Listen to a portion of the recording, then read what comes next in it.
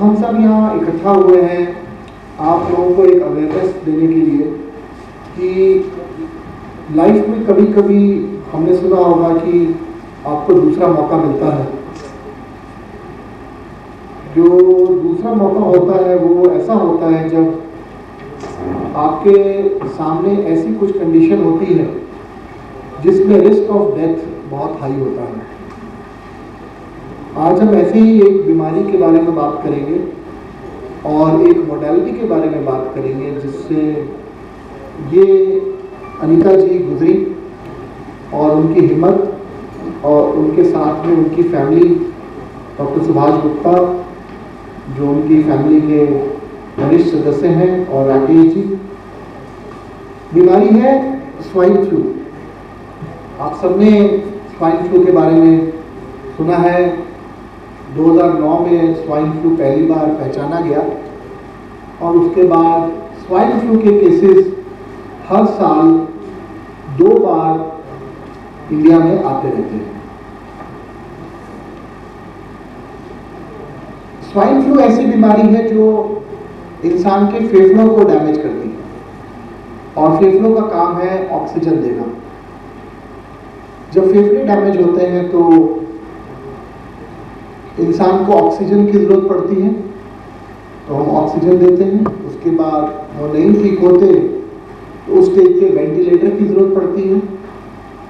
कुछ मरीज ऐसे हैं जो वेंटिलेटर पे ऑक्सीजन मेंटेन कर पाते हैं, लेकिन कुछ कंडीशंस में ऐसा होता है जब वेंटिलेटर्स के बाद भी लंग्स क्योंकि बहुत ख़राब होते हैं, फेफड़ों का डैमेज बहुत ज़्यादा होता है, तो वेंटिलेटर के बाद भी बॉडी को ऑक्सीजन नहीं मिल पाती। उस केस में एक ऐसी चीज़ मोडेलिटी है जिसको हम ECMO बोलते हैं, एक्मो के नाम से है। ECMO का मतलब होता है extra corporeal membrane oxygen. Extra corporeal का मतलब है बॉडी के बाहर। एक मशीन है जो बॉडी के बाहर लगाई जाती है और जो फेफड़ों को सपोर्ट करती है जब तक कि H1N1 का प्रकोप फेफड़ों से खत्म नहीं हो जाता। ये जो मशीन है इसको आप आर्टिफिशियल लंग का नाम दे सकते हैं। ये कुछ वक्त के लिए लगाई जाती है। ये एक सपोर्टिव ट्रीटमेंट है जिसमें हर टाइप के मरीज जिसको लंग फेलियर है, जिनके फेफड़े खराब हो चुके हैं, उस टाइप के मरीजों में ये लगाई जाए तो ये बहुत ही अच्छा आउटकम देती है लोगों की सर्वाइवल को बढ़ाने के लिए। कॉस्ट से जाने से पहले आपको 2 बातें बताऊंगा जो मैं अभी सर से बात कर रहा था। पहले तो जान बचाने की कोई कीमत नहीं है। एक्मो जैसी मोडेलिटी अगर किसी 30 ईयर 40 ईयर 50 ईयर ओल्ड की जान बचाती है क्योंकि उसके पीछे पूरा परिवार होता है।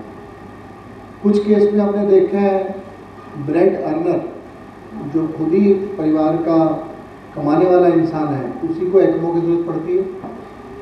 कुछ केस में जो दूसरे लोग होते हैं डिपेंडेंट फैमिली मेंबर, ऐसे केस में उनको ज़रूरत पड़ती है। लेकिन फैमिली का हर बंदा इम्पॉर्टेंट है। बच्चों के लिए मदर इम्पॉर्टेंट है, फादर के लिए बेटा इम्पॉर्टेंट है। तो मेरी नज़र से देखें तो अगर आप एक ऐसे इंसान की जान बचाते हैं और उनको नॉर्मल लाइफ देते हैं तो इसकी कोई कीमत लगाना मुश्किल है। लेकिन ये एक फिलॉसफिकल तर्क हो सकता है। प्रैक्टिकल तर्क मैं आपको और देता हूँ। दूसरा जो मैं मैसेज देना चाहूँगा, प्लीज़ अपनी बॉडी का मेडिकल इंश्योरेंस जरूर कराएं। आप सब यहाँ आए हैं, किसी व्हीकल पे आए होंगे। जिस दिन आप पेमेंट करते हैं स्कूटर, साइकिल, कार, उसके बाद उसको तभी निकालते हैं जब उसका इंश्योरेंस आप करा लेते हैं। और अगर 5 लाख की गाड़ी है तो आप 5 लाख का इंश्योरेंस कराते हैं, आप उसके लिए 50,000 का इंश्योरेंस नहीं कराते। अब आपको देखना है कि आपकी बॉडी की वैल्यू क्या है। हम देखते हैं लोग इंश्योरेंस कराते हैं 5 लाख की, 2 लाख की। देखिए समझिए ट्रीटमेंट कॉस्टली होते जा रहे हैं। जो कॉम्प्लेक्स ट्रीटमेंट होंगे उनकी कॉस्ट होगी, केयर की कॉस्ट होगी। तो मेरी मानना है कि आपको अपनी पूरी फैमिली के लिए एक अच्छा इंश्योरेंस ज़रूर लेना चाहिए। मैं मीडिया से कहूँगा कि वो इस बात को ज़रूर इम्पोर्टेंस दें कि कॉमन मैन जो है अभी इंश्योरेंस की पावर को समझ नहीं रहा, क्योंकि हम ये मान के चलते हैं कि हम कभी बीमार नहीं हो सकते, लेकिन कभी ना कभी तो दोस्त हर किसी को अस्पताल पहुंचना ही पड़ेगा और कोई ना कोई प्रॉब्लम आती है। तो प्लीज़ इंश्योरेंस अपना जरूर करें। अब coming to the cost, initial cost इसकी एक्मो की जो है वो जब हमने यहाँ मशीन भेजी और जब हम डालते हैं, इनिशियल कॉस्ट 3.5 लाख होती है। उसमें मशीन, सर्किट, जो कुछ भी हमें रखना है, यूज़ करना। उसके बाद हम पेशेंट को आईसीयू में रखते हैं। आईसीयू में जो एक्मो रिलेटेड कॉस्ट है वो 10-15 हज़ार से ज़्यादा नहीं होता, लेकिन बाकी का कॉस्ट सारा आईसीयू का कॉस्ट होता है। एंटीबायोटिक्स, दवाइयाँ, lab investigation, CT scan, x-ray जो रोज़ होता है, तो वो जो ट्रेंड है वो सारा कॉस्ट है वो आईसीयू का कॉस्ट होता है। तो एक्मो का जो सर्किट है वो एक बार लग गया तो वो 4 हफ्ते तक वैलिड होता है। 4 हफ्ते बाद हमें दूसरा सर्किट लगाना होता है। लेकिन अनीता के केस में मेरा ख्याल हमने एक ही सर्किट यूज़ किया था। हम रोज़ देखते थे कि ना लगाना पड़े 30 दिन बाद हमें चेंज करना होता है, लेकिन इनके 10-12 दिन और हमने बिना नया सर्किट लगाए निकाल दिए। तो नया सर्किट लगाते हैं तो एक और 2.5 लाख की कॉस्ट ऐड होती है। लेकिन अगर आप ये देखो तो ये कोई बहुत कॉस्ट नहीं है अगर आप किसी की यंग पेशेंट की लाइफ बचाना चाहते हैं।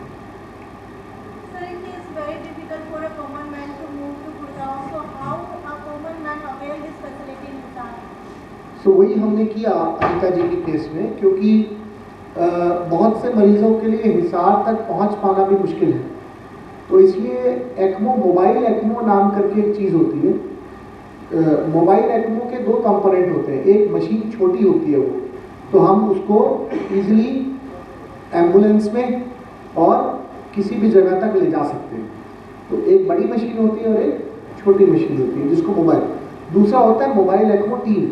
ऐसे लोग होने चाहिए जो इतने ट्रेंड हो कि वो किसी छोटे अस्पताल में भी जाके इतना कॉम्प्लेक्स काम कर पाए। तो मोबाइल एक्मो के थ्रू ही इस टाइप के मरीजों को हम हिसार के मरीजों को ये सुविधा दे सकते हैं। क्या फोर्टिस की तरफ से हिसार के मरीजों के लिए ऐसी कोई फैसिलिटी आने वाले फ्यूचर में आने वाली है?